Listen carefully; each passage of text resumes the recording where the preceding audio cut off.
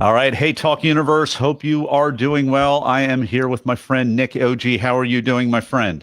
Fantastic, Nathan. How are you doing? I love the energy. I am, this is a marathon day. Had 15 people signed up for interviews today, and this is the Whoa. last evening batch. So I am ready to rock. I am looking forward to this, and I hope that the technology works out here with Facebook Live and everything. So if you are friends with Nick, or if you're part of his fan club, you want to share this right now because we want to help him get the word out about his amazing TEDx talk. Now, Nick, any questions for me before we jump in? None that I can think of, Nathan. Unless you want to share with me your so far most interesting experience today. Oh, interesting experience. Well, it was a colorful experience dealing with tech support. So hopefully this works out. Hopefully I don't have guests and this feed and the visual feed not kind of disintegrating like it did this morning. That was a colorful experience. So that's not going to happen with us. We are going to jump in here and we're going to go live here in 3, 2. We are live with Nick OG. Nick, are you ready to talk? I am ready to go. Nick OG was born to a Nigerian father and Russian mother in New Haven, which resulted in many stimulating racial and cultural experiences. Thus began Nick's quest to help you address the nagging issues like how to drive today without cussing anyone out, or perhaps in my case, how to do podcasting without cussing anyone out. This is just an interesting, colorful day. Nick OG, welcome to the talk. It's my pleasure being here, Nathan. Been looking forward to it. Your talk is called A Bridge to Fuller Living. And you mentioned in the talk, the opposite of play is not work, it's depression. And it's so important to keep a playful attitude at the center of adult life. I just no coincidence. I've listened to about 4 of Jane McGonigal's talks on play, famous TED Talks on play today. Nick OG, welcome to the talk. Thank you so much, sir.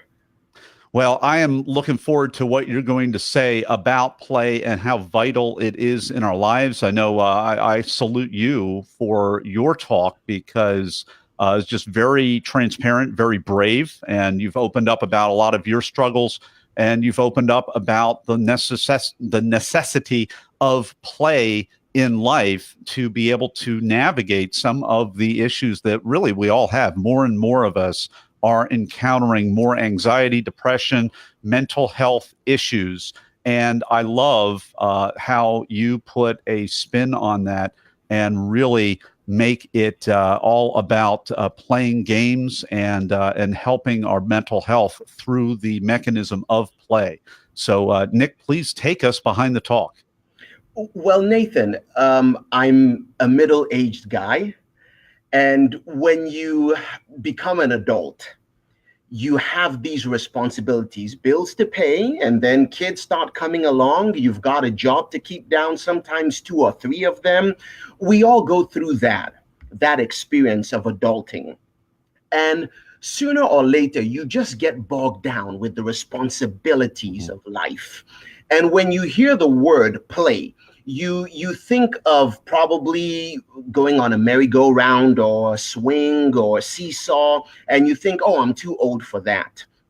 But play is not that. Play is just facing life with enthusiasm and breaking up the mundane experiences of the routine with stuff you already enjoy doing, whether that's music or whether that's sports or whether that's dancing, hanging out with friends, doing cool stuff.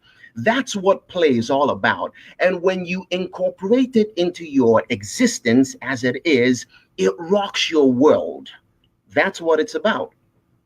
Well, and I love how you demonstrated it because you came walking on stage. I don't know, what was that, a djembe or a hand drum, or what did you have there? And you just started beating on that thing, and totally shifted the energy of the whole place. Oh, thank you. I was pretty scared, by the way, because I am a rock and roll drummer, like Yeah. Yeah. the traditional kit. So that was already stretching me beyond my comfort zone, but it was play, so I enjoyed it. Yeah. Well, and you play the drum quite well. I mean, there's a song, I don't want to work, I want to bang on my drum all day. And it was kind of it kind of reminded me of that. So, I mean, I know that I forget the exact quote, but it's like, you become old, not when you become chronologically old. It's when you stop playing and when you stop Correct. having a playful attitude. So share some of your thoughts on that. Well, so my personal story, which I'm sure most people can identify with, was with all the responsibilities of life going on. At a point, I was working 3 jobs, had 3 kids, had all these bills to pay, things to take care of. I just did not have time for myself. I wasn't making that time. And when I sat down to look at my calendar, I couldn't block out 2 hours to go do something cool. I needed to find a way to take that stress, the challenges, the thoughts that, my God, I'm breaking down. I had to find a way to get rid of that. And for me, I accidentally came across drumming. It wasn't something I planned. I had a friend who was a fantastic drummer. I went to one of his performances. At the end, I went up to shake his hand and he said, "Hey, do you mind if I show you a few licks?" I was really being polite when I said, "Sure." And it was so cool. From then on, I could not stop. So every day, whenever I could spare 2 minutes, 5 minutes, 10 minutes, I would just bang on the drums and let go. And I would always leave there feeling energized, feeling like I had rested, like I had taken the stress and channeled it into something else. So I found myself becoming young again, Nathan. You know, then I was in my 30s. I felt like I was probably a whole lot, I felt like I was much older. I was dealing with health challenges, mental challenges. So this was a breakthrough for me. I accidentally stumbled upon, and that's what the talk is all about. I love it. And I don't know, something about the drums and something about growing up in the early 80s and whatnot. I'm thinking images, the Muppet Show with Animal was the drummer. And I mean, what a great image that is. Nathan, you have these cool headphones. I can see you as Animal. I can actually see you banging away at the drums. Well, that was my nickname in phys ed class for other reasons. I won't get into that, but I had a weird group of guys in the phys ed class, so I've been called that before. Nick, before we pivot over to the blitz round in a moment, what's your final word for why we should pick up the drums or find something else that we like to do and just absolutely play at it? Wow, Nathan, there are so many benefits. I mean, health-wise, mentally, emotionally, spiritually, psychologically, you become a happier person. I can tell you from my own life, my wife started enjoying our marriage a whole lot more. My kids wanted to be around me because I was snapping less. I was more productive at work. My outlook to life became positive, all by just taking a few moments in a day to recharge. Play is about recharging by doing something you enjoy. Well, we are enjoying this talk with Nick Oji. His talk is called A Bridge to Fuller Living, and we're going to pivot over to Talk Universe in just a moment when we enter the Blitz Round. And we are back with the Blitz Round with Nick Oji. His talk is called A Bridge to Fuller Living, and I am going to ask Nick a series of either-or questions related to the preparation and performance of his recent talk. Are you ready, Nick? I am ready, Nathan. First question, were you invited to speak or did you apply? I had to apply, and it was a gruesome process. Oh, it is. What's your advice to other people to help them get accepted? Don't give up. This was not my first time of applying. I had applied before, and my idea at that time was not polished enough. I had to go back to the drawing board, do some thinking, and I had to actually tweak my message to fit the TED audience. So I would say, don't give up, keep working on it, and use professionals, Nathan, like yourself, to get some coaching so that what you're doing fits into the format for TED. Yeah. Well, when you stepped up to the plate, were you a memorizer, improviser, or blender? Naturally, I am an improviser, but for the TED Talk, I had to become a memorizer. So practically everything was memorized. I practiced like crazy, Nathan. I was practicing for an hour to two a day until you could wake me up at any time of the day and I will blurt everything out. However, Nathan, when the thing became part of my memory, it kind of became easy for me to be in the moment and enjoy it. I did not feel like I was reciting stuff from a book. I felt it was part of me and I was just sharing an experience in the moment. Well, talk first. What Nick's talking about right now, whenever I have someone who is an actor or performing artist or in television or something like that, they understand this principle of you memorize it so that you can do exactly what Nick says, be able to be in the moment, even though you have a script and you're essentially reading from the script. That doesn't get in the way. Instead, it enhances your ability to get in the moment. So that makes me really happy to hear that you worked so hard on that it really became part of you, as opposed to an artificial appendage that you brought to the stage. That's when you know you did it right. Nick, what's a tip, tool, or technique that helped you besides that? I think it was recording myself using my smartphone and replaying it so that I could watch myself. That helped me a whole lot, Nathan. When I started watching myself, I noticed idiosyncrasies, things I unintentionally was doing that I needed to change, tweak, stop. So that was a big deal for me. Yeah, and that's another boss best practice right there is watch yourself on video, because you see all those idiosyncrasies. It's so much easier when we see them from the camera because it doesn't lie, and then we can change it. And then, as you mentioned, if you have a coach or someone like that who is helping you, who you're investing in, who is invested in telling you the hard truth, as opposed to, breaking a friendship or something like that. It's really important to invest for that reason. They will tell you that if you haven't gotten it already. Nick, what was the most painful part of your talk that you had to cut out for time? Wow. I mean, there were a bunch of things, Nathan, but I think for me, it was cutting down on what I thought were important statistics for people to know. I realized that a part of the TED audience and people in general want tangible proof. And I wanted to come in with a lot of intimidating numbers, percentages, hours. And my coaches through the process said, look, you've got a limited amount of time. You don't want to bore people, or you don't want them so focused on the numbers and trying to jot down this information that they're not in the moment.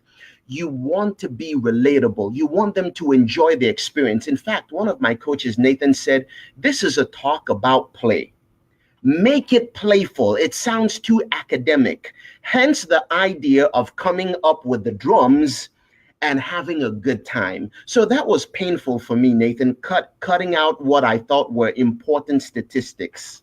Well, that's fun, because I wouldn't, a talk on play. Well, a talk on play, you do need to come armed with statistics. Apparently, you had so many. Yes, you're doing your research when the organizers are telling you, hey, too many boring statistics. Just play and do what you're doing. So that's a great tactic, actually. It brings so much data that the organizers tell you that's too much. You can't tell the data anymore, which is great. Well, we have been having this enjoyable conversation with Nick Oji. His talk is called A Bridge to Fuller Living. And you can watch that talk on our website, bethetalk.com. If you don't want to type that into YouTube, we will have a link right there, as well as we will also have a LinkedIn link so that you can connect with Nick on LinkedIn. That was a tongue twister, Nathan. Yeah, I said that backwards. You can link in with Nick on LinkedIn that way. We're going to be right back with Nick OG and the final word of advice in just a moment. And we're back. It's time for the final word of advice with Nick OG. Well, Nathan, I think my final thought on this issue would be, if you are thinking today about giving a talk, make it about something that is intrinsically part of you. The first time I applied to give a TED Talk, I was kind of focused on what I thought would be blitzy and catchy and stuff that I wasn't really connected with, but I thought most people in the United States and over the world would want to hear about this. And so there was not an authenticity.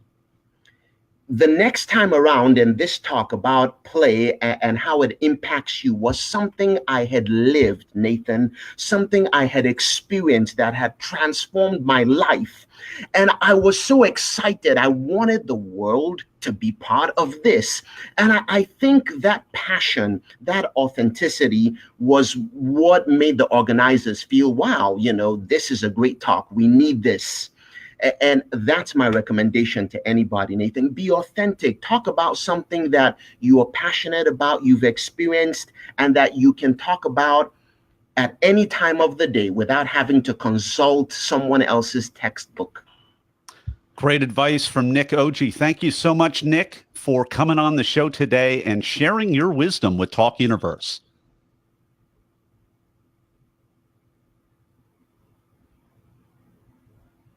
All right, that's a wrap. Thank you so much. Yes, sir. Thank you, Nathan. What a pleasant experience. And the technology worked. I think so. Well, this is kind of part of the thing this morning. It's not over till it's over. So that's a good thing. All right. So here's what I'm going to do. I'm going to bring up Liam here, and Liam, I don't see your camera yet, and we want to take a moment and work on that. Can we hear you, Liam? At least, are we making progress from this morning? Liam was here this morning. Oh, wow. Liam, you there, buddy? I'm not hearing you yet, and probably what we're going to do is set up we're going to set up a Zoom interview after this one, just so that we're not having to diagnose this. So my apologies. I can't even hear you. I can't see you. I know that you were set up this morning. So let me know if you can do something in about an hour, or if you'd rather do something tomorrow, Liam, we'll set that up special for you. All right. And that's a little bit of how this morning went. So all my best wishes to Liam. I want to get this interview. Here's what I'm going to do. We're going to bring up Honoree.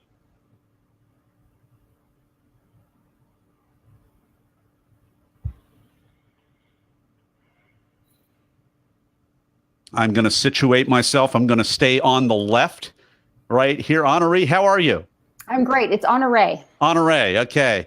Yeah, so this is going to rock. What I like to do is have our most recent talk alumni, which would be Nick, give Honoree some advice on dealing with me, and then we'll jump right in on the interview right here.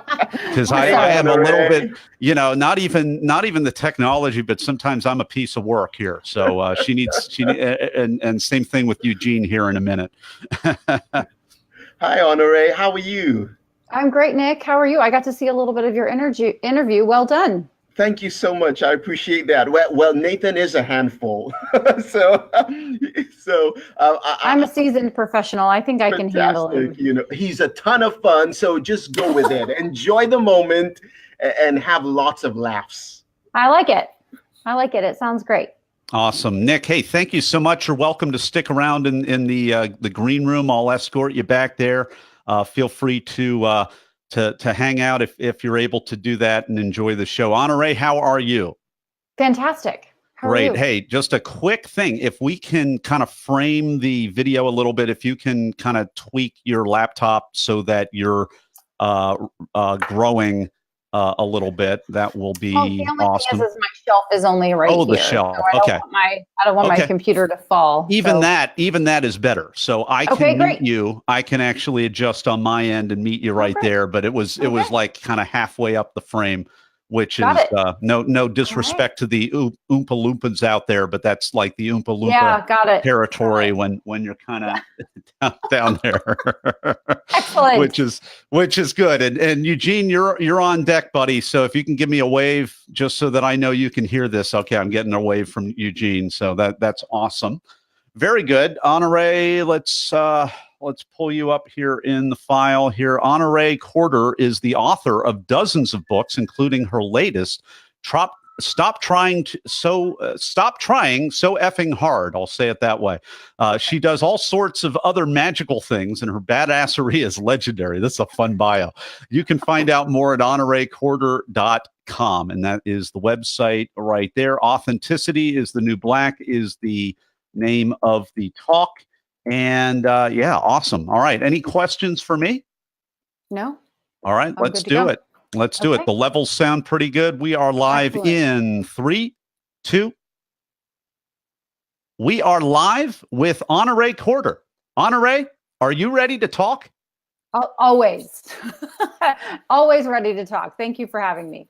Honoree Corder is the author of dozens of books, including her latest, Stop Trying So Effing Hard.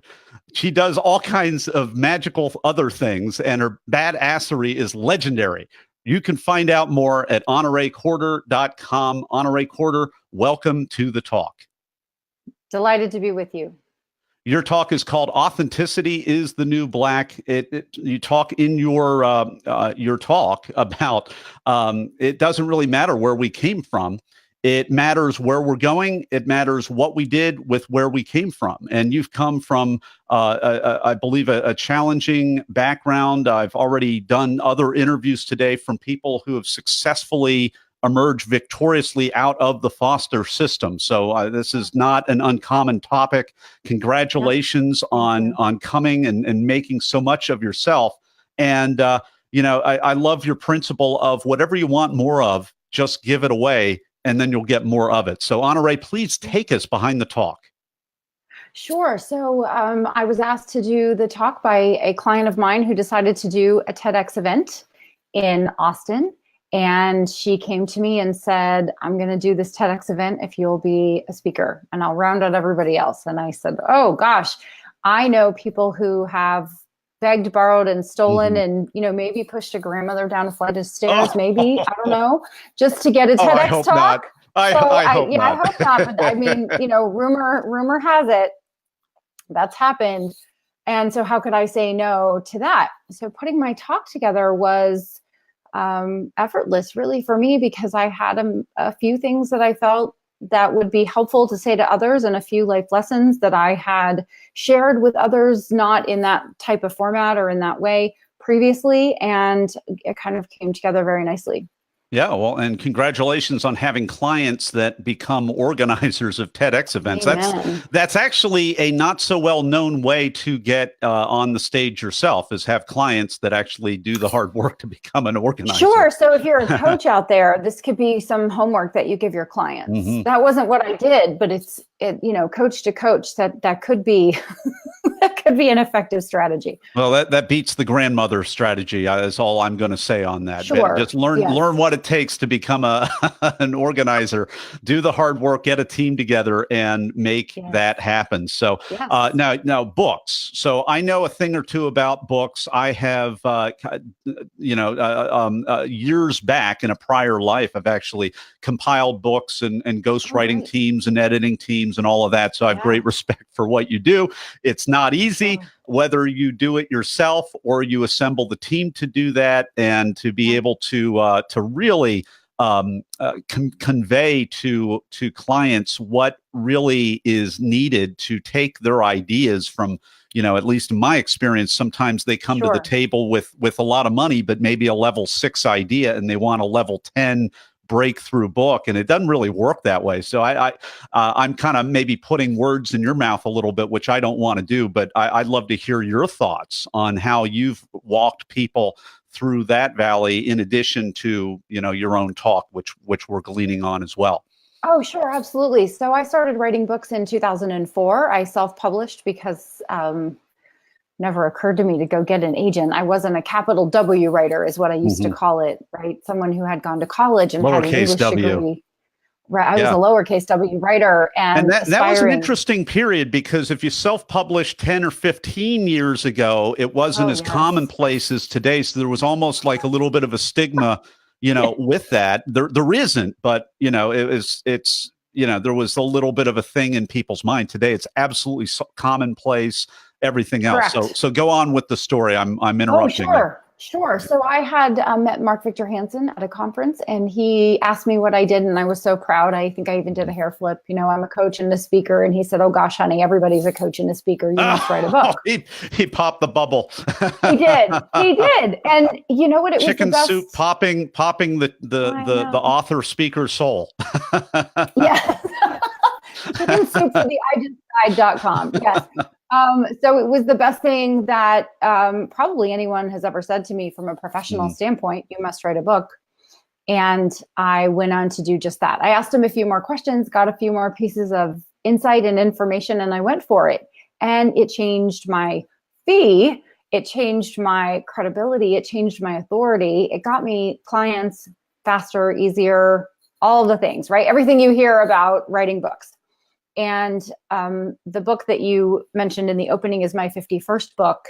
In 51st. Between there, oh wow, 51. Wow, okay. In between there, I have written lots and lots of books. But as you do things over and over again, people tend to come and pull on your jacket, the tail of your jacket, and say, "Can I have some advice on how to do that?"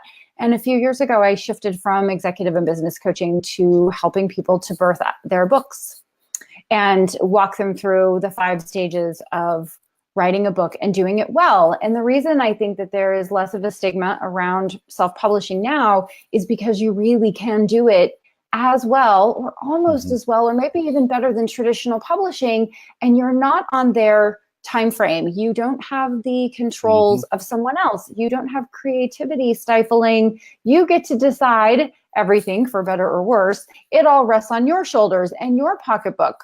Yeah, well, and from what I know of traditional publishing, you basically have, if you're lucky, you have one book slot in Barnes and Noble, and that thing opens up maybe once a year. And so you're stymied, your creativity is stymied by their shelf limitation, which is kind of silly, because Amazon comes along, allows you to self-publish. Yeah. You're not limited by Books A Million or Barnes and Noble or Borders, which isn't around anymore. Rest in peace. And I mean, money. They should have made it.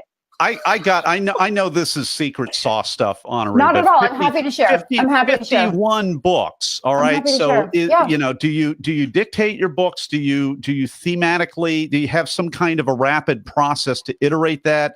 Do you have a team that is able to help you expedite that? How does it work without giving anything too proprietary away? Oh, no, that I'm happy to share. Tells me a lot. Yeah. I'm happy to share. I write my books myself. I outline them and write them. I come up with an idea, research if necessary. Most of the stuff that I write about, I'm pretty bossy and opinionated about. So there isn't a ton of research that I have to do. I do rely on a team of professionals to do the things that anyone writing a book would want to rely on a team of professionals to do, such as an editor. You need an editor. And here's the one secret sauce thing that I think is logical, but not everyone does it. Someone is an editor if they put editor in that little box on their tax return where it says, "What is your profession?" That's who you want to hire. One of those. Ask for the tax returns. Ask for the tax returns. Well, but your well-meaning neighbor who taught English for 30 years or someone who reads a lot is not an editor. They're not a trained editor. They don't follow a style manual, for example. You want someone who can take your rough and bumpy ride that you've created in the form of your words, and that's everyone. And after 51 books, my editor finally said to me, "Ooh, you've come a long way in your writing." Now, Yay! Score Honoree, working. with editors, I found there's almost two types of editors. You've got the one, English teacher, grammatic stickler, but then you've got the other one that really thinks through the intent of the book without slowing you down with all the jotting of the I's and the crossing of the T's. Do you find a similar thing, or do you see it a different way?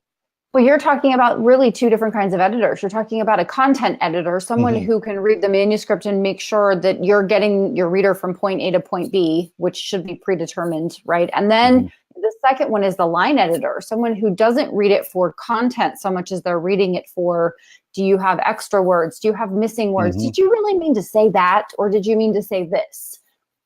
Right. And then once those guys are in and out of the manuscript, if you have one or both, you should at least have a line editor, if not a content editor, especially if it's maybe in your first dozen books or so, have a content editor. After that, you'll have a line editor and for sure a proofreader, someone who goes through that final draft that you think is perfect. You would lay your life down. You would lay your life down. You would put your hand on the book and swear. And Yes, and then they come back and it looks like a crime scene happened with their red pen. But it really does make it a wonderful read for the reader, and you will get more out of it by taking the time to slow down and make sure that the read is pleasurable for the reader. Yeah, well, great words of advice from Honoree Corder. Her talk is called Authenticity is the New Black. You got to check out that talk, and we're going to tell you in a few moments where to go to see that. And we're going to pivot over to You Talk Universe as we talk about the Blitz round in just a moment. And we are back with Honoree Corder. It is time for the Blitz round. I'm going to ask Honoree a series of either-or questions related to the preparation and performance of her recent talk. Honoree, are you ready? Ready. First off, you already answered the question. You were invited to speak because you had a client who was very conveniently a TEDx organizer, became a TEDx organizer. So my question to you, other very busy people who get invites, all right, two types of people. They're the type that, of us that are applying, we're applying, we really want it. And then there are other people that also may want it, or maybe they don't want it and they're invited and they know they can keynote anywhere, they're jet setting. They know they can tweak their normal talk and get by, but not, really give it their all and give a good TEDx talk like you did. What would be your advice for other busy people to really do the work to have the quintessential TEDx talk? Do the work to have the quintessential TEDx talk. Please don't pass the opportunity by. Seize the opportunity. You've been asked for a reason. If you've been asked, it means you have a message that other people need to hear, and someone is probably waiting to have their life changed because of your message. Take the time it takes, do the work that it takes, and you will be so glad that you did, because there is a certain prestige, just like being an author. Right? There are two really cool things you can do. You can be an author or you can be an Olympian, except you can be an author a lot easier than you can be an Olympian. And I think the third corner of that triangle is doing a TED or TEDx talk. If you're invited to do it, I highly recommend you do, for sure. Honoree, are you a memorizer, improviser, or blender? How did you prepare? All the above. All the above. I knew what I wanted to talk about. I knew the different points. Like, you can't do the wrong thing with the right person and you can't do the right thing with the wrong person. I knew I wanted to talk about that. And in that moment, I wanted there to be some spontaneity to my message. What is a tip, tool, or technique that helped you? I use Evernote for just about everything. So as I was putting together my talk, I put it in Evernote because it can be on my iPad, my phone, and my computer. And I could access that document anytime I had a spare few minutes to think about it.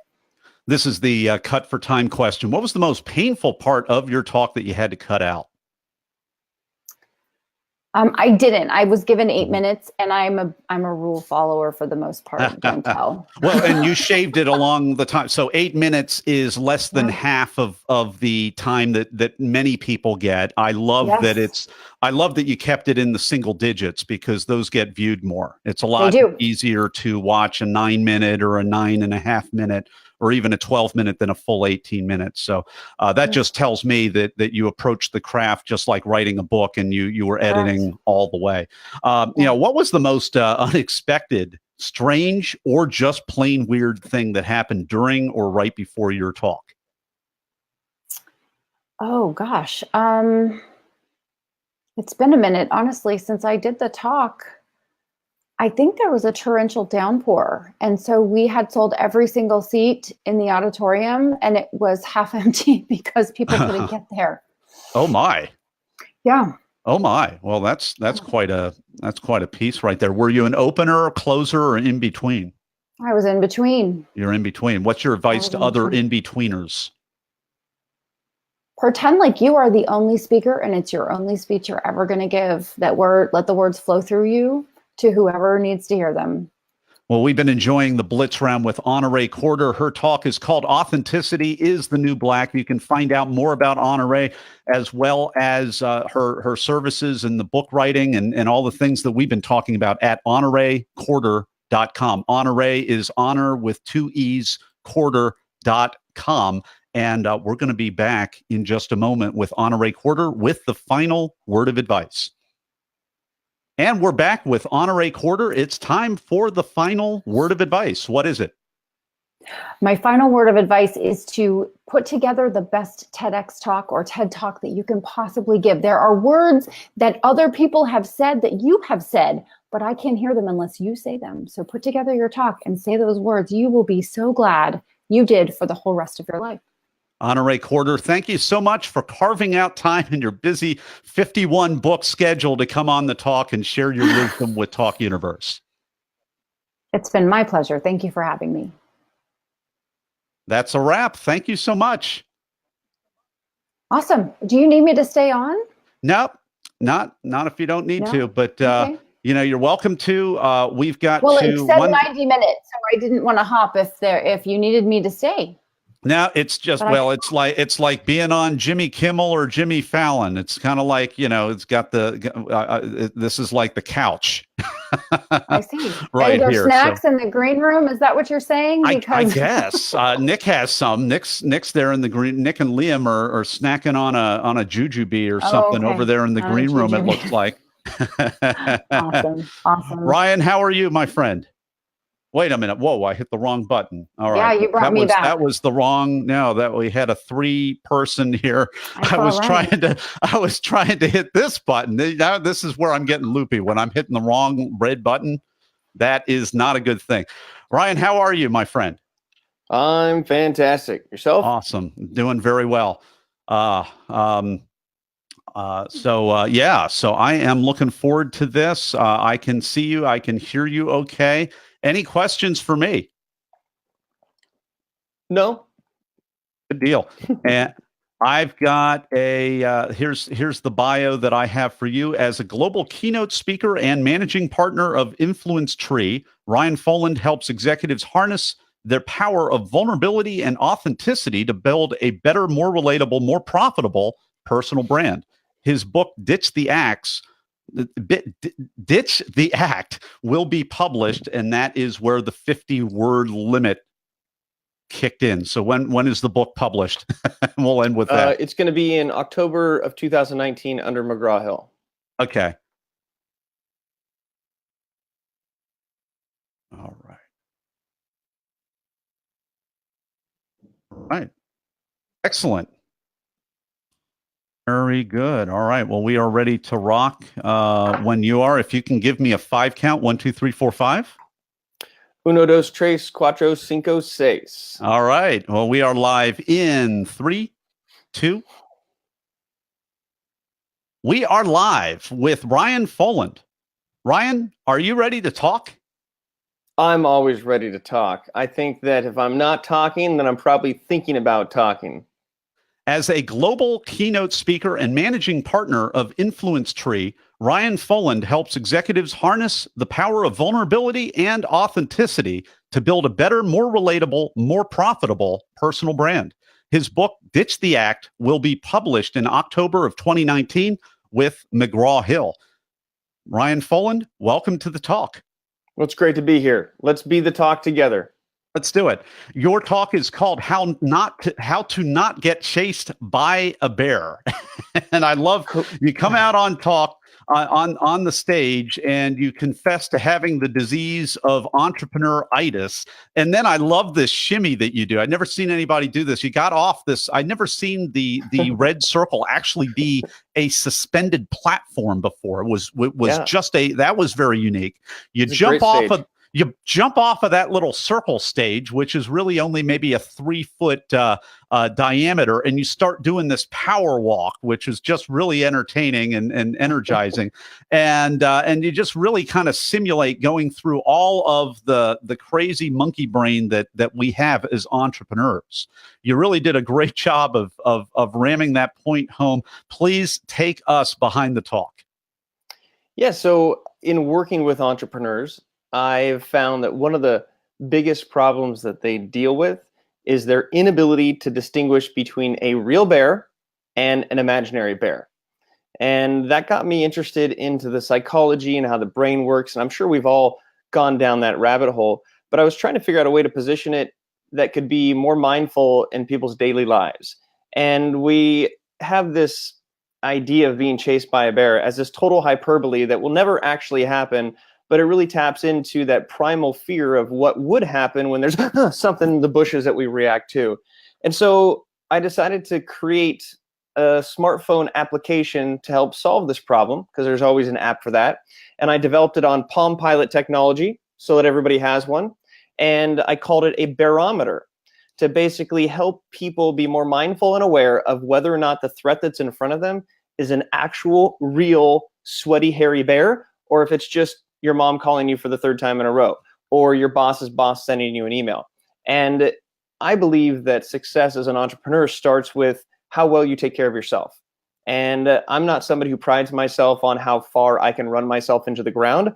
On the contrary, I pride myself on working out, eating right, drinking tons of water, and being mentally in a state where I'm at full capacity. So the talk was a fun opportunity to share that.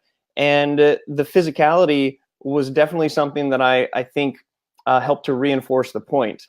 The only downside is I think I really was in the moment chasing from a bear, and I was a little out of breath for a minute, but again, that was the whole idea. Well, you look like a pretty fit guy, and you were really, I mean, you went full bore into the power shimmy, which was just great. You gotta watch this. You gotta watch it for that reason. Now you intrigue me because I haven't heard the term Palm Pilot in about 20 years. So you mean a real app for today as opposed to a Palm Pilot from No, I was 20 being years ago, cheeky. I was being cheeky about having developed an app that everybody actually already has. And it's a Palm Pilot. So the concept is that as soon as you find yourself with your hands up or stressed, or like, your hands are an indication, they're your body communicating what's going wrong, like stop, get back, or like, or cover yourself. Your hands are your feelings. And so if you think that there's a bear, you're probably going to flinch. And I let people know, well, right there in your hand is that app. So activate the app, check it out, and realize, is that a real bear or not? Boop. And so it's an exercise in anchoring, and I use that when I speak a lot, trying to find a certain movement or motion that I can use and repeat so that it creates an anchor. There's psychology behind it, an actual anchor to help people reinforce the message behind it. Thanks for fleshing that out. So really, if I'm upset and my hand goes up, that kind of if that I activates make that, the app. If I make that association, then it's a mental app that goes off in my brain. I'm saying, hey, am I upset? Is this worth getting upset about? No, it's not. Or yes, it is. Yep. And you go from there. And the official name of the app is How to Not Get Chased by a Bear app, which is a barometer, a barometer. Barometer. A barometer of how dangerous we're situation we're in, or not so much in. So, oh my gosh. So, Ryan, give me, if you don't mind, give me kind of a case study of this with some clients that you work with, some of these ideas that you're able to suggest and teach to them so that they don't flip out, freak out, and instead they're using their best energy in the most mindful way, creating things that matter. Yeah, I think the real application that has the highest value for your listeners is how it incorporates with work-life balance. And we talk about that a lot, but as an entrepreneur, whether you're in a startup or you're in a scale up, and they each have their own individual problems. A lot of times, more money that's invested, the more problems that you've got. But it seems as though when entrepreneurs don't have the ability to turn the off switch, when everything is a 911, if you talk with somebody and as they're responding to how their day is, they talk about the fires that they're putting out. They're talking about how there's not so much time in the day and how they're so stressed. And then that just carries on and really is something that will impact your founders. It'll impact your relationship at home. And all these things will trigger the flight or fight responses in your body. And if you actually don't physically run, if you actually don't exert the energy that this fuel, this like hyper fuel is inserted into your body. I mean, when we get really scared, you get this juice. And if you're not actually running, what happens is it has to do something, and it actually works internally against you. So it comes down to having a healthy work-life balance. And what I do with my clients, my executives, their personal brand. Because, go ahead. Ryan, if you can go back, we had a weird little pause, and just go back 10 seconds. What I do with my clients is, and if you can start back from there. Sure. So when it comes to barometers and work-life balance, how I incorporate this into my work with executives is about how they can position a personal brand that sets them up for a successful work-life balance. And it really gets to the root of, I would say, the state of the brand in today's day and age. I argue that if nobody knows who you are, your business is useless. But the problem is that people take that in a way where they try to think that the best thing they can do is put their best self forward every single day, that they are always showing how much of a rock star that they are. And online, they have this presence where they're always looking as amazing as they can. And they're never sharing when they have a bad day. And they're never sharing when they're stressed out. And what happens is that you create this persona that you want people to think about you as, which essentially is your personal brand. But people really connect with you when you're a human. If you look at most executive biographies, it is, I'm a badass, this is what I did, here's my accolade. And that doesn't really resonate with people. And so if you're setting yourself up in your brand or as an entrepreneur as like, I am on the go all the time, there's no time that I'm stopping, I'm go.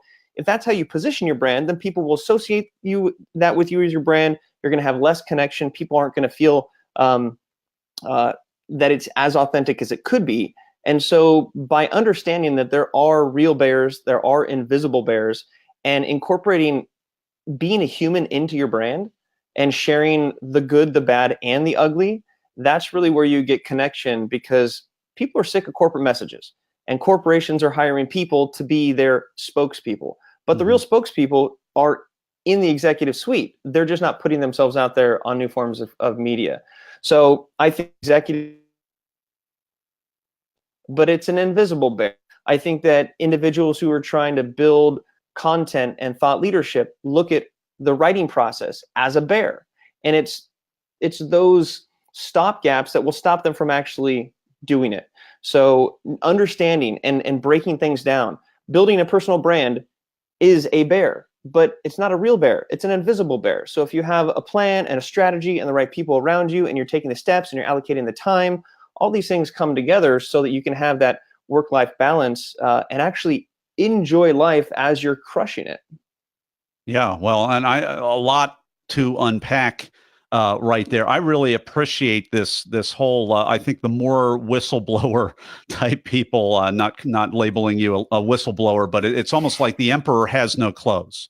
It's like if you're, you got your Instagram or you got your Facebook or whatever, and I may be guilty of this one day a week by stacking, 10 to 15 interviews together in a row, and then being able to rest for the rest of the week from doing that. Smart. But if you're doing that every single day, right, that's unhuman. Batching.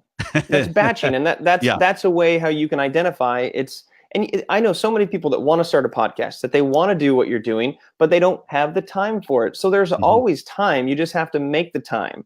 And that's where it comes down to your priorities, how you want to be positioned, how you want to connect with people, because there are a lot of people out there with entrepreneuritis, and there is a cure. Yeah, and no one's superhuman. So if you're watching this, I'm not superhuman. Ryan is not superhuman, but what I'm a we're ginger, which is advocating, close. yeah, well, we're advocating just be a guide, don't be the hero. I mean, so many Yeah. people are talking about storytelling right now, and nobody wants the hero anymore. It's about the guide. It's about the relatable person with human flaws who runs out of energy occasionally, who isn't perfect. Even Superman had kryptonite, which Yeah. humanized him. It's absolutely I'll give you a huge. fun little quick anecdote or example. As I was speaking at a large conference, huge crowd, 3 camera shoot. I was really excited for it, explaining my 313 to help people solidify their message and position their brand. And I'm in the green room, and I literally have this huge crowning pimple on the middle of my forehead, like if I got hit with an arrow, like right there. And I was literally like, no, this is like, what am I supposed to do? And it made me feel uncomfortable. I didn't want to share it with anybody. I knew it made me human. Therefore, I tweeted it. And I'm pretty sure the internet almost broke at that moment, because I had You Team broke the Pop It, internet. I had Team Leave It Alone, I had all these gifts. Oh, Everybody was coming together. It was everybody. like this huge community all came together being like, it's okay. And it was just like, who is a keynote speaker about to go on stage basically confessing that they have a pimple and they're stressed about it? Like a real person does.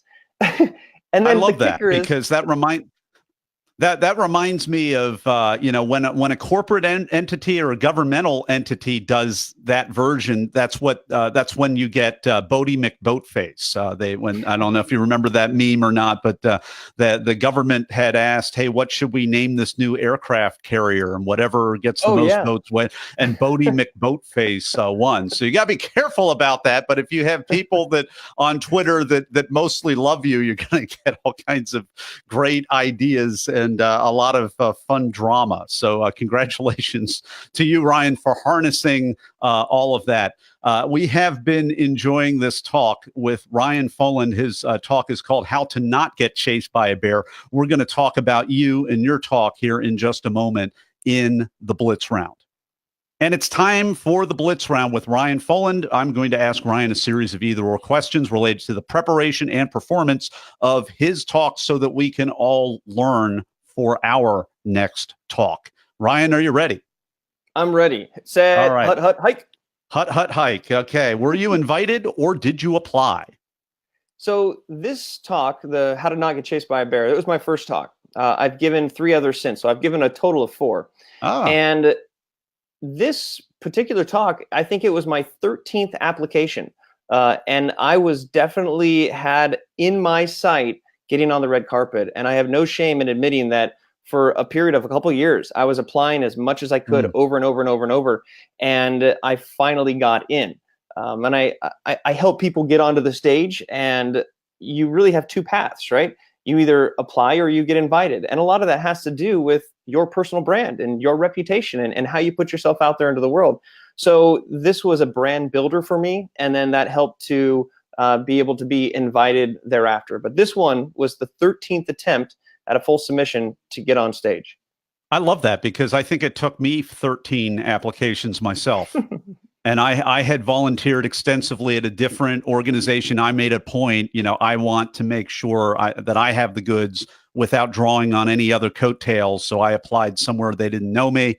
And it took about 13 times for me as well. So it's does my heart good to hear that. Ryan, are you a memorizer, improviser, or a blender?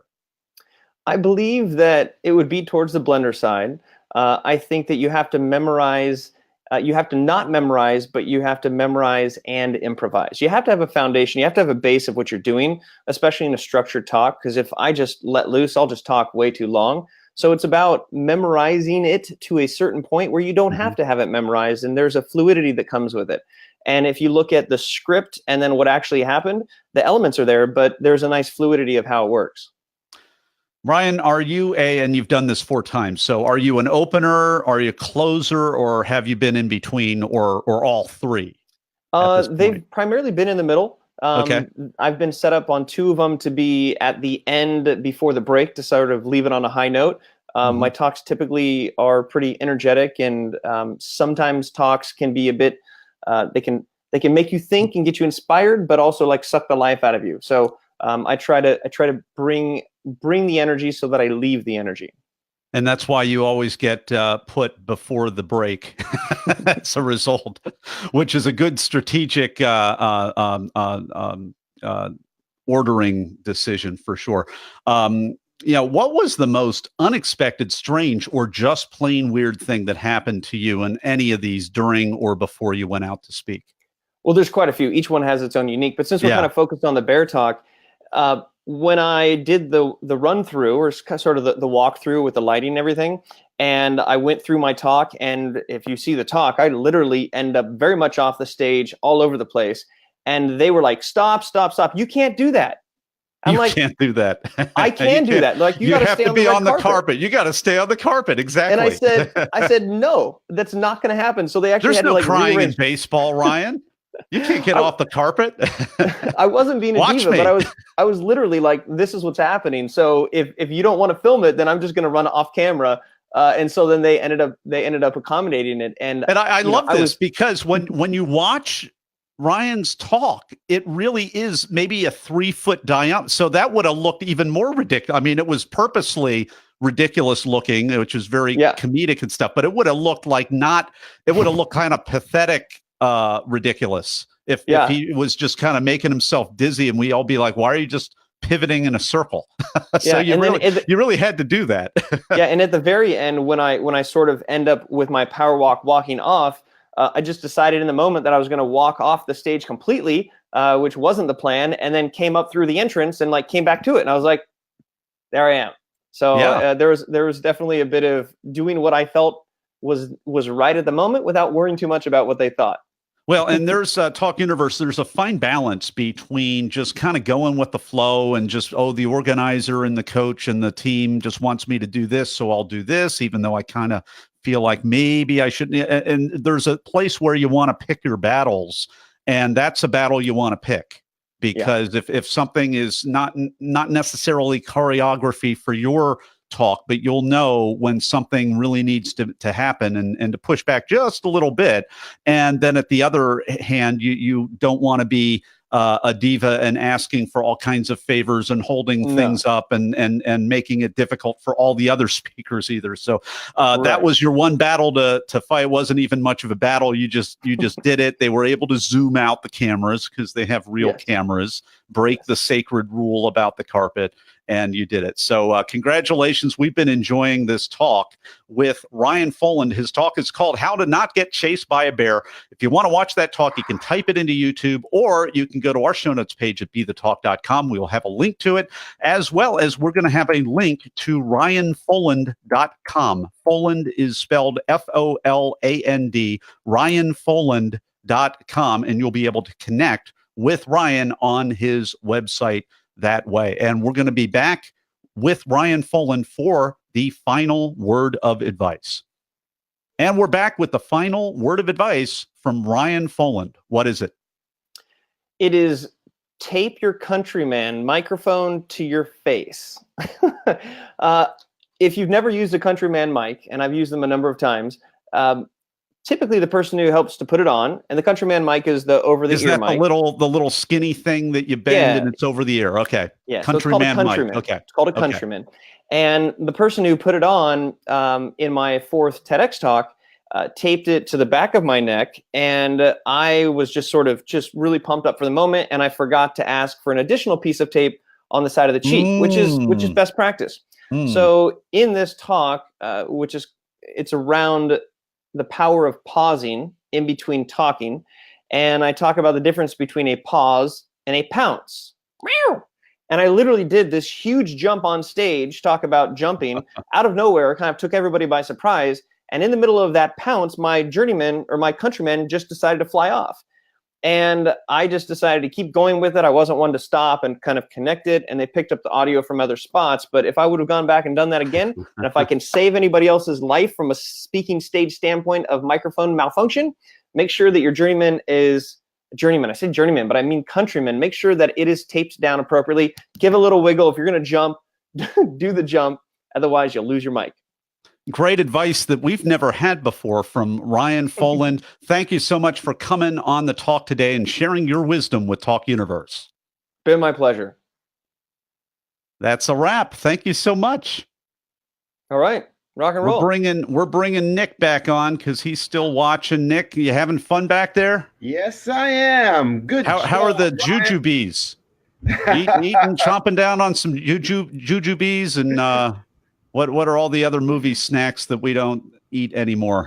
I was hoping you could mail those to me. Mike and Ike and jujubes and all of those good things. Those good the deal. mints too. Junior mints.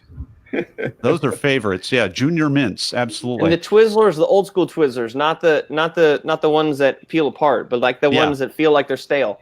Yeah, absolutely. Good deal. Well, gentlemen, thank you so much. What we're going to do here is kind of go offline here. It looks like the internet held up for us, which is great. We have a little note from Honoree here. Honoree says, that was fun. Thank you so much for having me. Thank you so much, Honoree. Thank you to everyone who is joining us. We got a thumbs up as well from Tina. Thank you so much. And feel free to, again, wiggle your finger over the share button like the creepy kid from The Shining to help us defeat the algorithm and spread these amazing talks. These are how the talks get spread. The power is in your hands, and we'll catch you all later. Thank you.